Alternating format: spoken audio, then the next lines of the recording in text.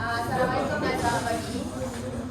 Kami dari Tribunal 9 akan membentangkan tentang Undi 18 Impak terhadap Hala Tuju Politik Negara Malaysia. Saya Mediana. Saya Nurul Aini. Saya Nur Faradila binti Sari.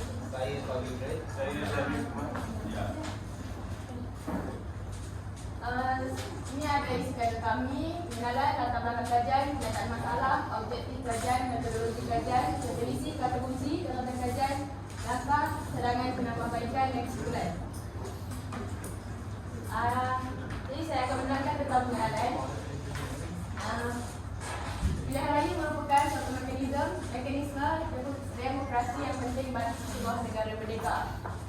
Pilihan raya merupakan proses untuk memilih wakil rakyat bagi pemimpin untuk memimpin negara kita.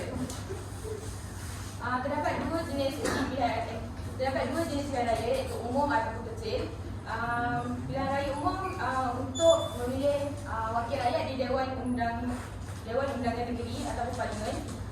Pilihan raya kecil adalah untuk mengisi kekosongan daripada pembubaran Parlimen ataupun Dewan Undangan Negeri. Sebenarnya adalah penggunaan undi dilakukan secara terbuka dan direkodkan untuk menentukan calon yang menang dengan undian terbanyak yang diperoleh. So, sistem pemilihan undi secara terbuka ni dikenal sebagai sistem majoriti mudah. Pada 15 Disember 2021, pindaan umum melahirkan pengundi 18 tahun di Malaysia yang pendaftaran pemilih secara automatik telah dikuasakan secara rasmi setelah diperkenalkan oleh Jadi Pertuan Agong.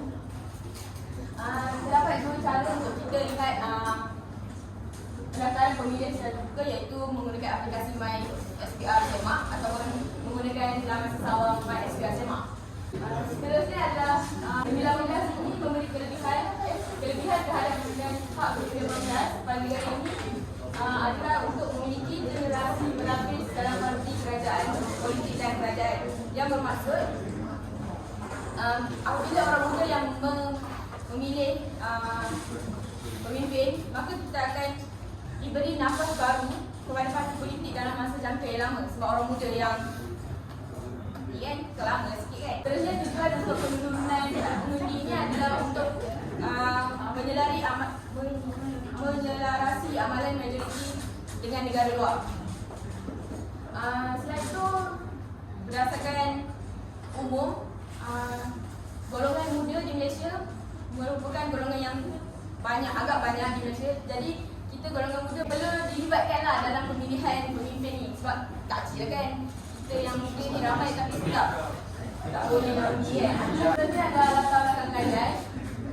Latar belakang kajian ni kajian mengenai pilihan raya yang baru dibuat tahun lepas, iaitu pada 19 November 2022 telah berlangsungnya pilihan raya umum yang ke-15 di Malaysia, yang merupakan pengalaman pertama bagi golongan yang berumur 18 tahun hingga 23 tahun. Hingga 23 tahun tu maksudnya kan dah satukan 2018. So yang antara gap 4 tahun tu ada juga yang first time mengundi lah. Sebab tu ambil daripada 23 tahun bukan 20 tahun. Seterusnya terdapat 5.8 juta pengundi baru yang telah didaftarkan dengan menggunakan berapa juta? 58 juta. 58 pengundi baru yang telah didaftar secara automatik dalam My SPR Semak. Seterusnya, cara berkempen PR ke-15 ini banyak menggunakan media sosial sebagai media untuk berkempen. Macam yang kita tengok kan, kita sendiri tahu, kita sendiri scroll TikTok ke Twitter, memang banyak video konten-konten yang cara berkempen kan. Terutamanya parti-parti sebutlah kan, macam even walaupun sebut je, tak kisah, aku dah habis. Dah habis sebut. Macam kita tahu kan, BN banyak guna TikTok kan.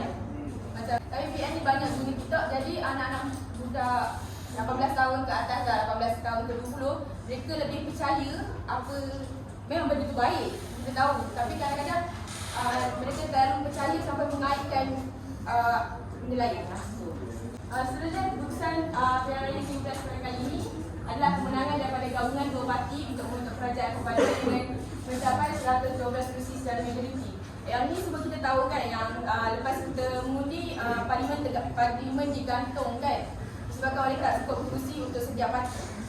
So disebabkan tak cukup kerusi, 112 kerusi untuk setiap parti itu, Agung menentukan untuk membentuk kerajaan perpaduan dengan menentukan dengan parti tersebut pilih siapa yang diorang nak bergabung. So sekarang ni PH bergabung dengan BN kan untuk membentuk kerajaan perpaduan sekarang. Penyataan masalah. Ada 7 masalah utama dalam kajian ini.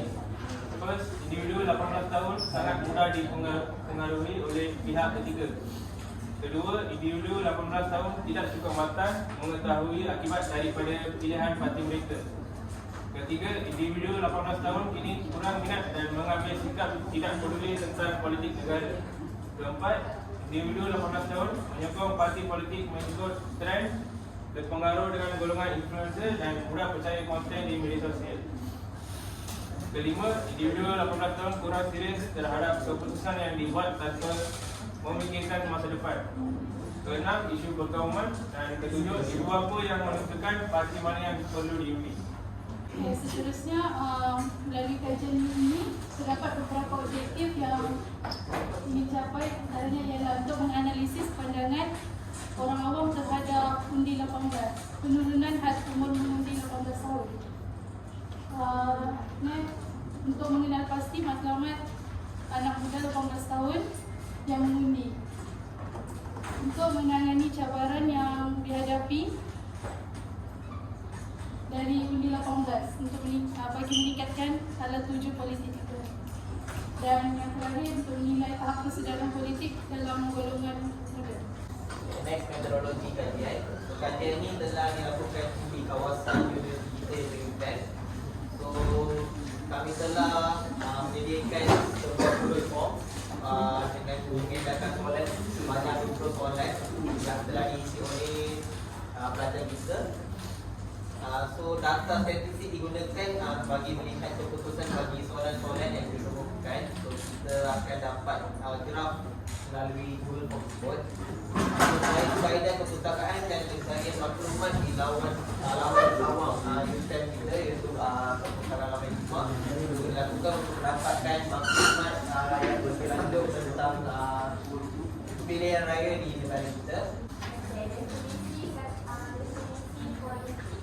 Politik berasal daripada perkataan Yunani yang berarti bos yang berarti dari untuk atau yang berkaitan dengan warga negara. Secara definisi, politik adalah kegiatan dalam suatu sistem politik atau negara yang menyangkut penentuan tujuan dari sistem tersebut dan bagaimana cara mencapai tujuan. Menurut Roger F. Stowe, politik adalah ilmu yang mempelajari tentang negara, tujuan-tujuan negara dan lembaga-lembaga negara yang akan melaksanakan tujuan tersebut dan hubungan antara negara dan warga negara serta negara yang lain. Okay, next, dapatan kajian. So, ini adalah contoh-contoh soalan yang dibukakan kepada pelajar kita dekat exam. So, total responden yang kita dapatlah 58 responden yang terdiri daripada 37.9% lelaki dan 62.1% perempuan. So, yang seramainya adalah yang berumur antara 18 hingga 21 iaitu 24.1%. So, contohnya macam di sini kita boleh nampak soalan-soalan yang dikemukakan. So, ada yang ramai tak pasti dengan soalan yang ditanyakan tentang undang 18. So, ada yang setuju dan ada yang tidak setuju juga. So, nanti doktor boleh tengoklah dalam report kita soalan-soalan ini. Okey, seterusnya rangka dan caranya penambahbaikan daripada kajian ini. Yang pertama, fokuskan subjek mata pelajaran yang menyentuh mengenai politik. Sebagai contoh, institusi seperti sekolah memainkan peranan yang penting dalam Boleh cerita politik dalam sekolah ke? tak, bukan. Bukan maksudnya bukan cerita politik yang detail, cerita macam SPR, apa proses macam tu maksudnya. Kedua, ibu bapa memainkan peranan yang penting dalam memberi tunjuk adat mengenai pendedahan tentang politik. Kesimpulannya, pelaksanaan penurunan umur mengundi daripada 21 tahun ke 18 tahun menimbulkan pelbagai persepsi daripada masyarakat. Mereka yang bersetuju dengan pelaksanaan ini berpendapat bahawa pelaksanaan ini akan memberi peluang golongan muda untuk bergiat aktif dalam politik dan dapat mengetengahkan suara anak muda. Pertanyaan, sejauh mana anak-anak muda umur 18 tahun ini dia mempunyai kesedaran berpolitik? Kalau yang diterjemahkan melalui undi 18 ini. Tak, pada saya lah, pada pandangan saya, anak muda kalau dalam kategori 18 tahun ke 20 tahun ni berkemungkinan tak banyak lah dalam kapasitas politik sebab kita macam baru habis sekolah kan. Habis sekolah nak buat apa lagi politik kan. Tapi tiba-tiba macam mana dia banyak dia pun dia Pengaruh. pengaruh.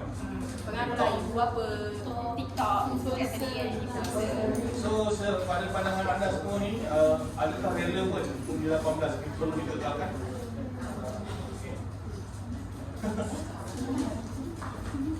Pada saya je, pada dia tidak. Bagi awak dia kenapa? Bagi saya, dari saya terang tadi kan, saya punya kajian saya, pada saya, anak muda ni dia kena tahu kita punya politik, kita punya kemajuan ekonomi, semua pasal negara. Sebab sampai bila kita nak harapkan orang lebih besar, sebab generasi kita berbeza, generasi dulu, generasi sekarang. Sebab Kuku awak tu masih ada hitam, awak undi. ingat. Kita tak ada. Ya. Awak okey.